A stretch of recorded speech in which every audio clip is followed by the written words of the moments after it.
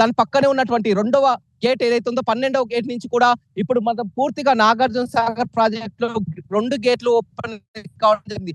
ఒకదాని తర్వాత ఒకటి కాస్త సమయం తీసుకొని కూడా వస్తున్నాయి. మొత్తం ఎంతో గత 2 పర్యాలుగా పూర్తిగా నాగార్జున సాగర్ వెలవెలబోయినటువంటి నాగార్జున సాగర్ ఒక దశలో పూర్తిగా 504 అడుగులకు చేరుకొని డెడ్ స్టోరేజ్ లో ఉన్నటువంటి నాగార్జున సాగర్ ఇవాళ నిండు కుండలను తలపిస్తున్నటువంటి పరిస్థితి కనిపిస్తుంది. నిండు కుండలను తలపించడానికి కూడా మొత్తం పూర్తిగా ఇక్కడ నల్గొండ పరిసర ప్రాంతాల్లో కూడా వర్షాలు కురవక మొత్తం క్రాప్ హాలిడే ప్రకటించినటువంటి పరిస్థితిలో కూడా ఇవాళ కురుస్తున్నటువంటి వర్షాలతో ఎగువ నుంచి భారీ వర్షాలతో డ్యాంలన్నీ కూడా కృష్ణా బేసిన్ లో పూర్తిగా అన్ని కూడా జలకలను సంతరించుకొని చివరికి నాగార్జున సాగర్ ప్రాజెక్టుకు చేరుకున్నాయి.